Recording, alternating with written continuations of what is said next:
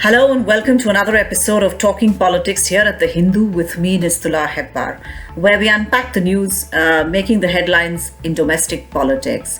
It may look as though the Russian attack on Ukraine last week has blitzed out domestic politics off the front pages of newspapers in the country, but that is not so. The long drawn out 7-phase assembly elections in Uttar Pradesh is still capturing a lot of mind space, not just because of the size of Uttar Pradesh and its political significance in terms of national politics, but what it would entail in terms of oppositional politics, the succession wars happening in various political parties, and of course the upcoming presidential elections around about July this year, and the shape of the Rajya Sabha to come. We missed out on an episode of Talking Politics last week. I'm extremely sorry for that, but it was all due to the fact that I was hitting the road, traveling around a bit, especially in eastern UP. 111 seats that are to go to polls in the sixth and seventh phase of assembly elections. This is extreme eastern UP, from Varanasi to Gorakhpur and Kushinagar was the space that I traveled, and therefore could not come up with an episode of Talking Politics. I hope to redress the balance right in this episode. We will talk about all things eastern UP and why this particular phase is going to be the decisive one in the battle between the BJP and the Samajwadi Party. It's quite clear it's a bipolar fight happening in that state, and what's happening there, what are the issues at play, etc., etc. So welcome again after a short break to another episode of Talking Politics.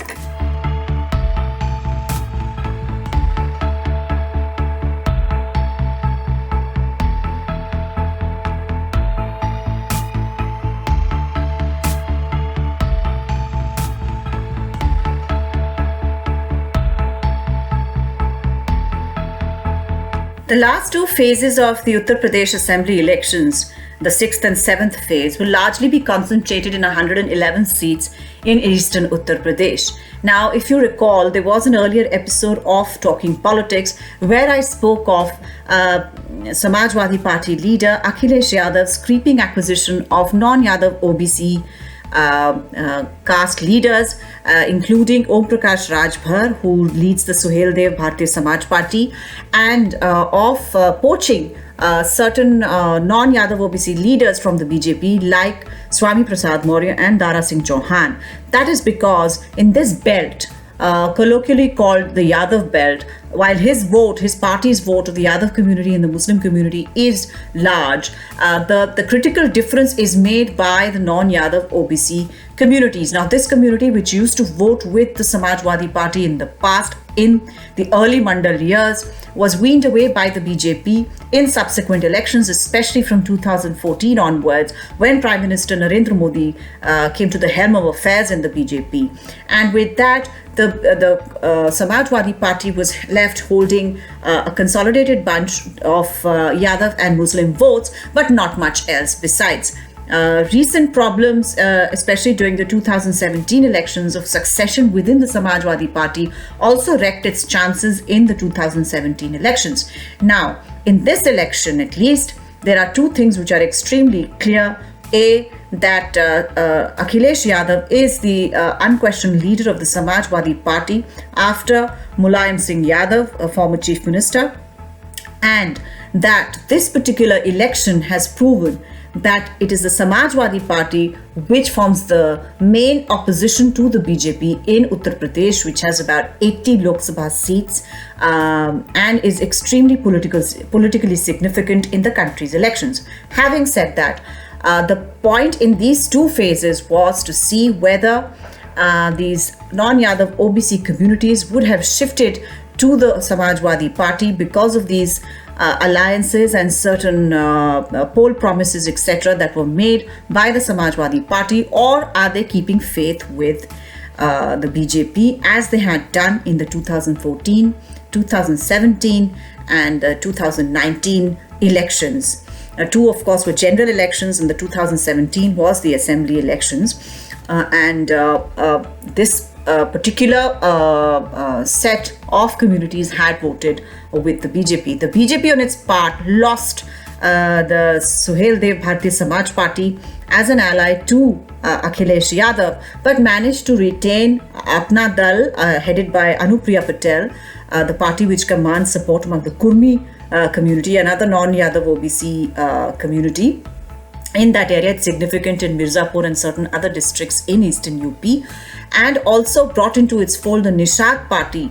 The Nishad Party also has pockets of support across eastern UP, especially around Prayagraj area. So these two parties seem to be going after this non-Yadav OBC belt, which would make the critical difference between winning and losing in what has turned out to be a two-party poll.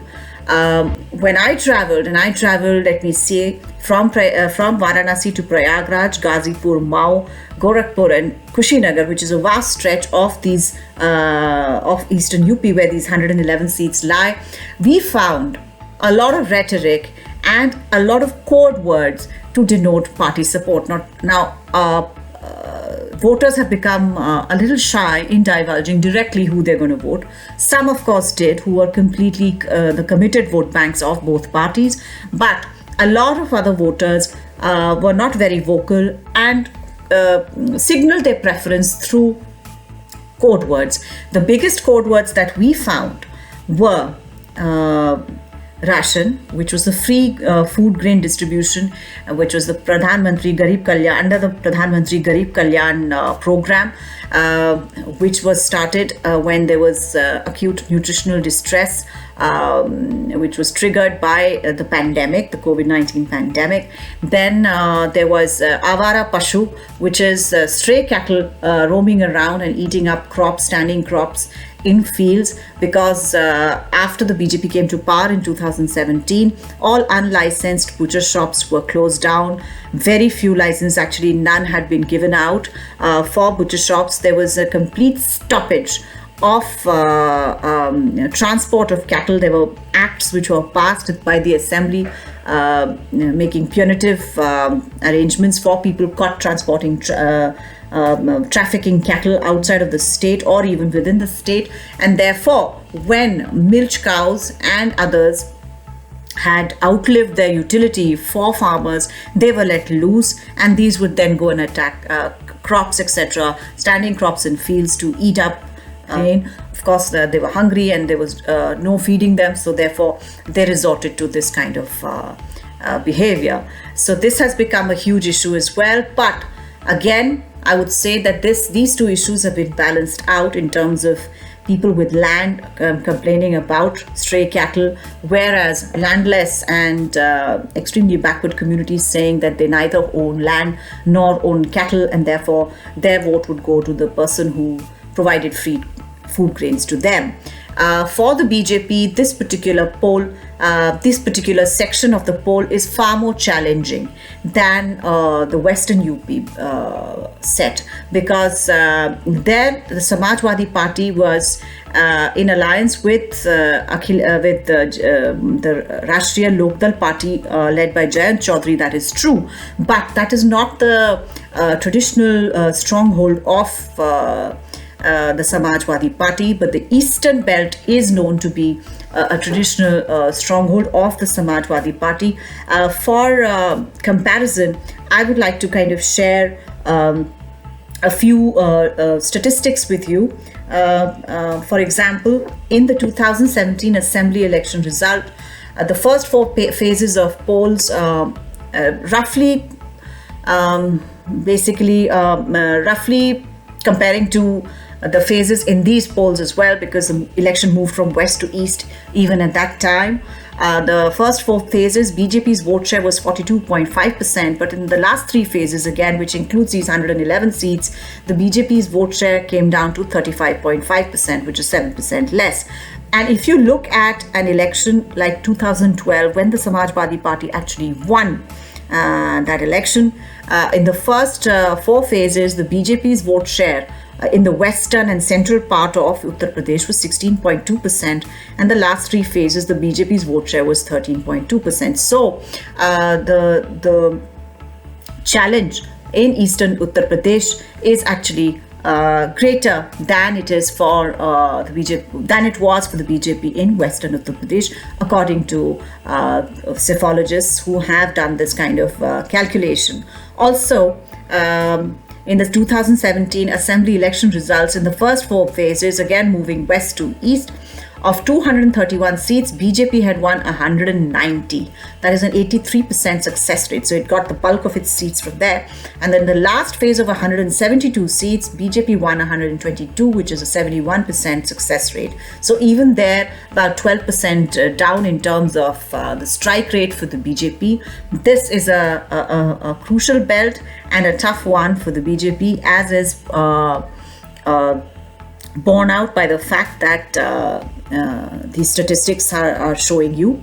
Perhaps this is why Prime Minister Narendra Modi will be campaigning in Varanasi for 3 days at a stretch. He will be staying overnight there between the 2nd and the 5th of March. 3rd of March is when the 6th phase goes to poll, and the 7th of March is when the final phase goes to poll. Please remember that in 2017 as well, Prime Minister Narendra Modi had gone to every street corner of Varanasi and campaigned for his party and pushed the BJP over the 300 mark in that election. The BJP is hoping that whatever problems they have internally, in terms of the fact that for 5 years Yogi Adityanath's administration was run by a coterie around him of officials, etc., and therefore the MLAs and party workers of the BJP felt deeply disenfranchised, especially during the second phase of COVID. That has created problems internally for the BJP and also created unpopularity for their local candidates, their MLA candidates. All of that will be transcended by the presence of Prime Minister Modi, because all the moving parts of the BJP's campaign through the election coalesce into him, which is a Hindu consciousness in terms of repairing and putting to rights Hindu places of worship like the Kashi Vishwanath corridor, of welfare goodies like the free grain, food grain scheme, and also the fact that Prime Minister Modi is a backward himself and therefore is a lodestar for a lot of people in those communities to stay with the BJP and not go with the old hoary chestnut of BJP being an upper caste, largely upper caste party. So all of these things coalesce with the Prime Minister, and BJP perhaps realizes that, and Prime Minister will be campaigning for the BJP for the last 2 phases, sitting in Varanasi. And let's see what happens on March 10th at the end of a very, very tough, long election season